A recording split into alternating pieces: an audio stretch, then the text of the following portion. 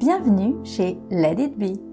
Les balados de Let It Be sont des univers en soi qui vous décalent de l'espace-temps pour mieux vous entrouvrir les portes de cette philosophie de vie si simple, si apaisante.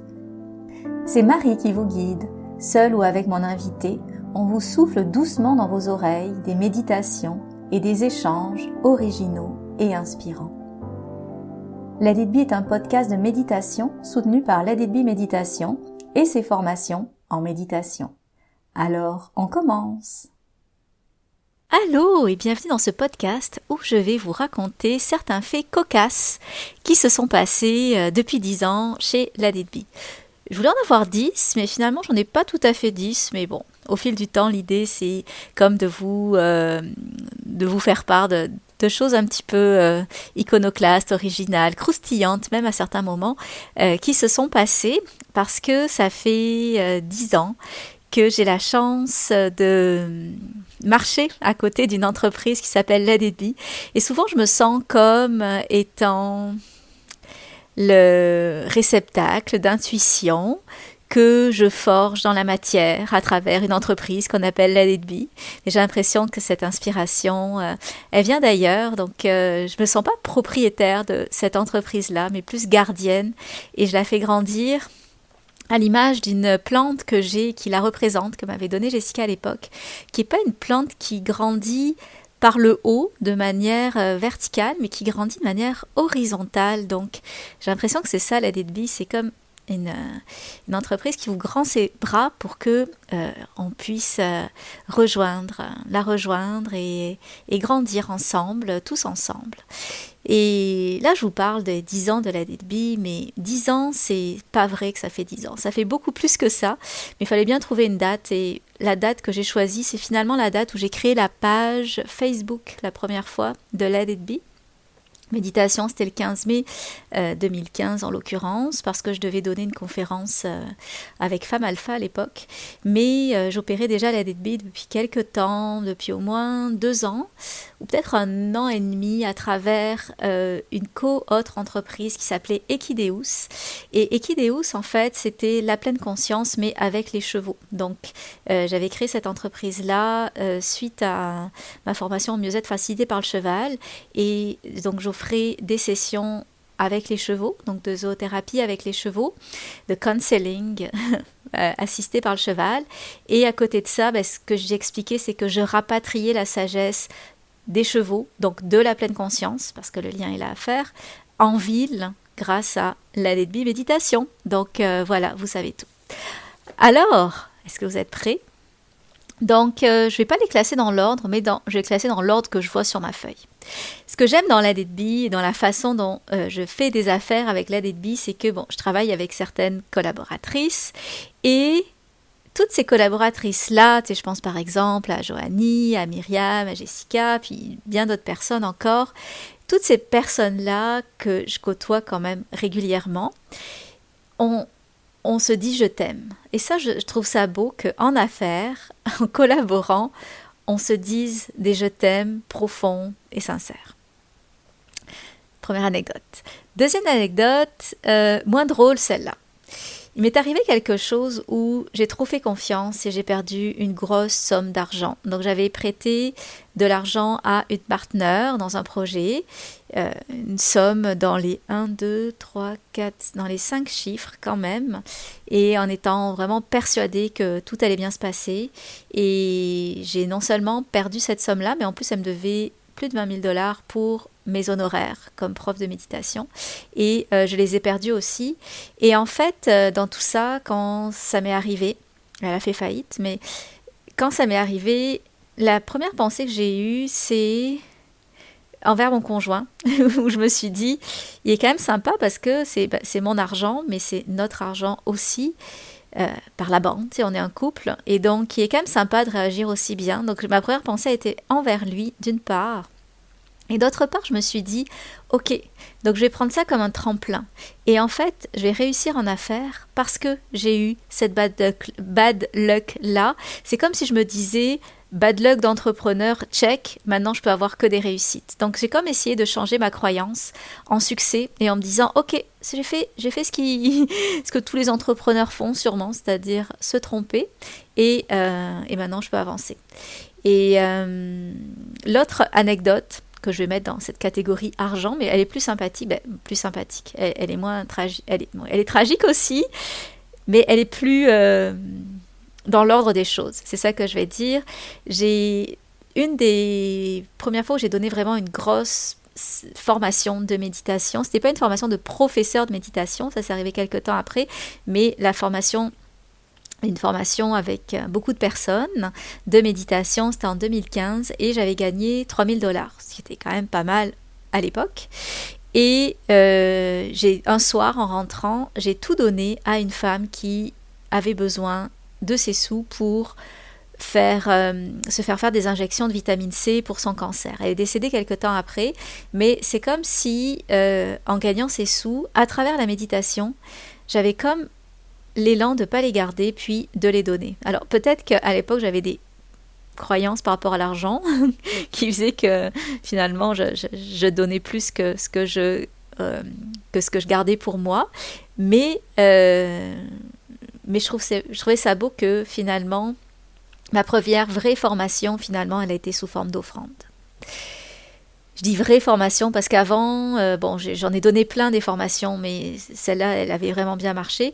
Mais ma toute première formation de méditation, ils étaient 4, dont 2 de mes amis proches que j'avais invités, puis 2 autres personnes. Ça, c'était vraiment ma toute première, donc 2013 peut-être, ou même avant, parce que j'avais pas encore... Même avant, ouais. Et bref, c'était vraiment... C'était bien, parce qu'au moins c'était comme un projet pilote finalement. J'appelais pas ça comme ça à l'époque, je pensais que ça allait mieux marcher, mais c'était bien et ça m'a permis de vraiment m'améliorer. Puis il y a encore des choses que j'avais présentées lors de cette formation qui sont restées dans les autres formations que j'ai données au niveau de la psychologie positive. Ensuite, qu'est-ce que c'est que ça? Qu'est-ce que j'écris mal? Oui. On peut continuer. Ben oui, on peut continuer dans les mauvais investissements. Mais ça, c'est peut-être la partie la plus croustillante. En fait, je pense que je suis assez crédule et j'ai engagé beaucoup de coachs d'affaires dans le passé. Il y en a certaines avec qui m'ont mis vraiment été comme un tremplin. Je pense à ma toute première qui est encore en affaires, qui est super. Et vraiment, il y en a beaucoup qui m'ont été mis sur un tremplin, mais parfois j'ai cru à des licornes. Tu sais, il y avait une personne que j'aimais bien, que j'aime bien d'ailleurs encore, mais qui m'avait dit que dans son coaching d'affaires, elle pouvait me faire un saut quantique. Et ça coûtait 4 000 $ pour une après-midi, donc j'ai eu une coaching d'affaires d'une après-midi. Je me souviens juste que c'était assez basique, tu sais, rien de vaudou, ou de magique, qui me permettrait de faire ce saut, je sais pas, un déblocage énergétique incroyable, qui m'aurait enlevé toutes mes limitations comme entrepreneur. Non, très très basique, surtout que moi j'ai quand même une maîtrise en administration des affaires, un bac en finance aussi, avec une double majeure en ressources humaines, mais j'ai quand même des connaissances en finance puisqu'elle m'avait fait, c'était comme un prévisionnel, entre autres. Elle m'a sûrement fait autre chose, mais bref, je me suis surtout souvenue de ça. Et là, je me suis dit, maintenant j'y crois plus. Depuis ça m'a comme un peu...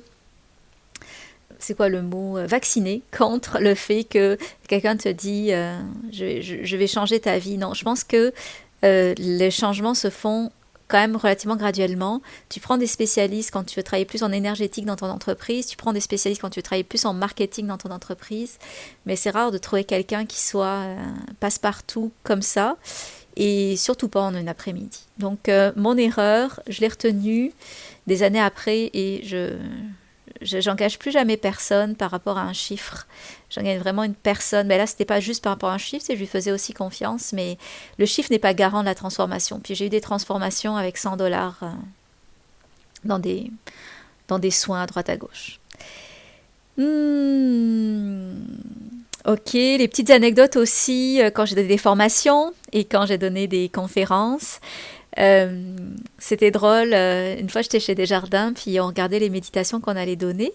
Et la personne me dit «Ah, moi je préfère quand on a fait l'amour tout à l'heure». Et en fait, ce qu'elle voulait dire, c'est que, donc elle disait ça en grand groupe. C'était comme on avait une réunion, puis ensuite c'était une plus grande réunion avec d'autres gestionnaires. Et là, elle dit «Ah non, je préfère qu'on a fait l'amour tout à l'heure».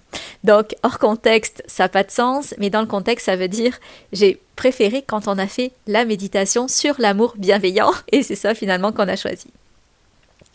Une fois aussi, mais là c'était un contexte particulier, je donnais une conférence. Moi j'adore porter des tuques, j'adore porter des bandeaux. J'ai l'impression qu'avoir une pression au niveau de ma tête, c'est rassurant.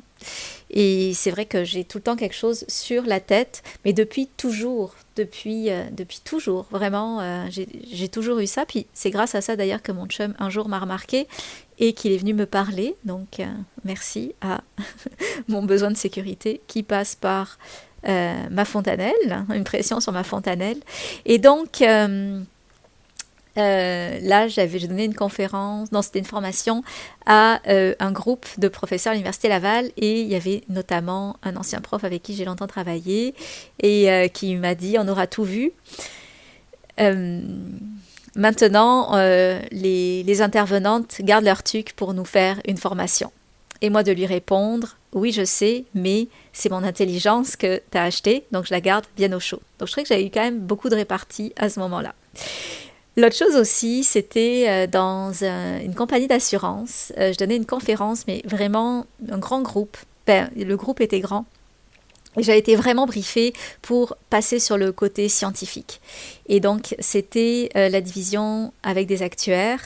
Et là, à la fin, il y a 2 actuaires qui me sont venus, puis qui sont venus me parler. Donc moi, toute ma conférence était très très basée sur la science, en tout cas tout pouvait s'expliquer, même si je l'expliquais avec poésie. Et là, à la fin, il me dit « Ah, si tu veux, je connais un bon chaman. » Et en fait, c'est comme si on m'avait briefé pour que ce soit hyper scientifique et les deux des actuaires, c'est sur le parterre des actuaires puis des autres professionnels, sont venus me parler en me disant « Hey, j'ai un bon chaman à te conseiller si tu veux. » Donc j'ai trouvé ça vraiment savoureux. Ensuite, oui, dans ces 10 ans de Let It Be, j'ai eu la chance de jamais prendre de contrat à côté, d'avoir un métier alimentaire en plus de Let It Be. J'ai quand même eu une progression d'année en année, même si elle n'était pas spectaculaire, elle a été tout le temps présente. Bon, parfois c'était plus spectaculaire que d'autres quand je me suis réorganisée, mais c'est ça. Mais j'ai vraiment eu cette chance-là. Mais jusqu'à récemment, j'ai quand même accepté des contrats qui étaient un tout petit peu moins dans la ligne principale de la Let It Be, qui étaient quand même dans mon champ, dans mon grand champ. Mais avec le temps, ce que je fais, c'est que j'essaye vraiment de me centrer sur mon cœur de compétence, qui est de travailler avec les professionnels de la relation d'aide, du coaching, de la santé, de l'éducation, les leaders conscients, et de leur enseigner la méditation et de travailler aussi avec les entreprises ou les professionnels gestionnaires dans ces entreprises, mais qui ont une vision du nouveau monde. Donc, il y a beaucoup d'entreprises, parfois plus traditionnelles, où j'interviens moins parce que j'ai l'impression que c'est pas moi qui ai la plus grande valeur ajoutée. Et je crois beaucoup, c'est ça qu'on voit dans la formation de professeur de méditation, que dans le monde de la méditation elle se fusionne aux pratiques de travail, et on a tous un public cible que l'on doit servir. Et j'ai formé des personnes maintenant, des femmes d'affaires qui sont, je trouve, beaucoup plus douées que moi pour parler à certains publics plus traditionnels en affaires, et donc c'est ça, je leur donne les contrats. Et récemment, on m'a dit, on me demandait, est-ce que tu as déjà eu des jobs alimentaires en plus de la Let It Be? La réponse était non. Et on me demandait, qu'est-ce que je ferais si je décidais d'arrêter la Let It Be?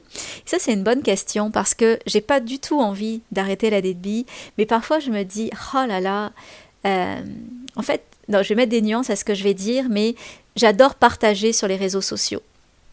J'adore écrire, j'ai de bonnes idées, j'ai un besoin vraiment impérieux de partager, mais parfois je me dis, et partager, ça me plaît. Mais quand je partage, ça veut dire que j'ai les réseaux sociaux sur mon... je les ai plus sur mon téléphone, mais je les ai sur mon iPad.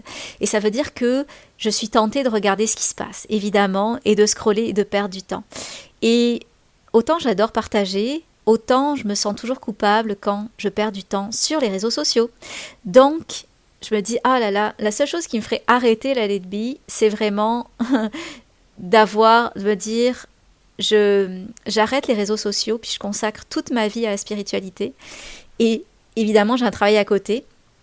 Et ce travail, je l'ai trouvé, ce serait intervenante en soins spirituels, c'est-à-dire accompagner les personnes en fin de vie. Je pense que j'ai les bonnes études pour ça aussi, avec une maîtrise en sciences des religions, une maîtrise en counseling orientation, une formation quand même formation continue de 10 ans aussi en imagerie et d'éthique. Et donc, voilà. C'est pas du tout d'actualité, mais ça me fait du bien d'avoir un plan B. Si un jour, je voudrais choisir de ne plus être happée par le loup des réseaux sociaux. Mais encore une fois, c'est pas dans le sens, c'est la perte de temps que ça crée pour moi, ou la perte d'énergie que ça crée. Parce que c'est comme si parfois je le regardais puis je suis happée dedans, mais la partie transmettre, parler, discuter, connecter avec les gens, ça par contre, j'adore. Et ça, je continuerai à le faire. Donc, c'est vraiment une question peut-être d'addiction. Je ne peux pas dire que je suis si addict que ça parce que j'ai mis en place des bons garde-fous. Je n'ai pas de réseaux sociaux sur mon téléphone. Il est sur mon ancien téléphone et sur mon iPad. Donc, au quotidien, ça va mieux. Mais c'est ce bout-là c'est ça, qui me happe parfois. Donc, dans ces 10 ans aussi, j'ai écrit un livre en 2020, Entreprendre en conscience, que j'utilise avec tous mes participants, la formation de professeur méditation. Je les aide à structurer, évidemment, leur projet à travers une philosophie de leadership conscient. Et donc, ce livre-là, il me sert beaucoup. Donc, c'est quand même un livre de référence par rapport à l'entrepreneuriat conscient et au leadership conscient. J'ai un autre livre à venir que j'écris dans le cadre de mon mémoire de maîtrise à l'UQAM en sciences des religions qui s'appelle un mémoire création où j'ai fait des recherches pendant près de 2 ans et demi, 3 ans et ce fruit de ces recherches-là m'a permis de créer un modèle théorique et après ce modèle théorique il va m'inspirer pour écrire ce qu'on appelle une œuvre. Et cette œuvre, pour moi, ça aurait pu être n'importe quoi. Il y en a qui font une pièce de théâtre. C'est vraiment de tous horizons. Mais cette œuvre, pour moi, ça va être un beau livre sur la conscience. Donc, j'espère qu'il va être avec un velours poétique, même s'il sera totalement basé sur la science, puisque je fais une théorie comparée des théories de la conscience. Mais ce que je veux, c'est que quand on le lit, on sent comme le petit velours poétique. Ensuite, qu'est-ce que j'ai à dire ?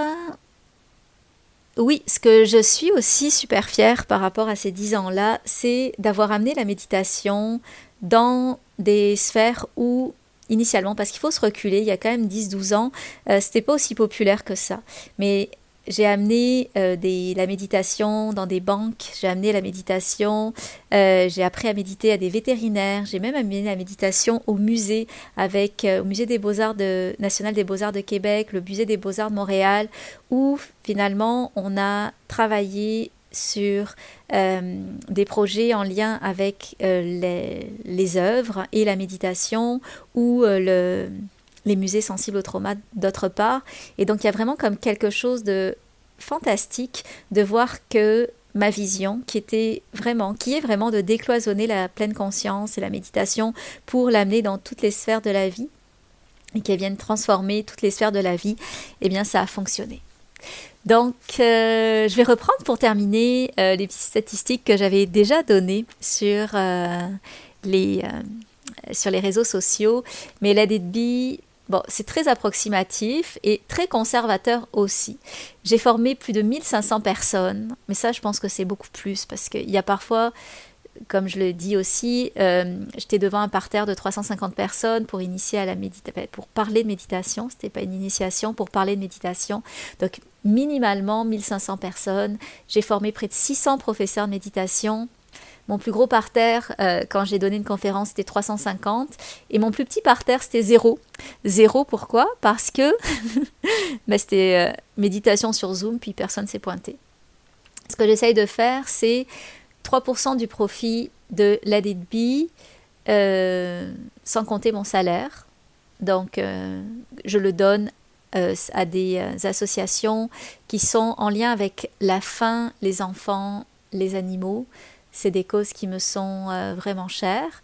Et moi, j'essaie de me prendre toujours le plus petit salaire possible, de laisser un maximum de cash flow dans l'entreprise pour lui permettre d'être pérenne et de vivre et de pouvoir pas m'égoter sur mes idées créatives ou mes ambitions. Donc, je vis modestement avec...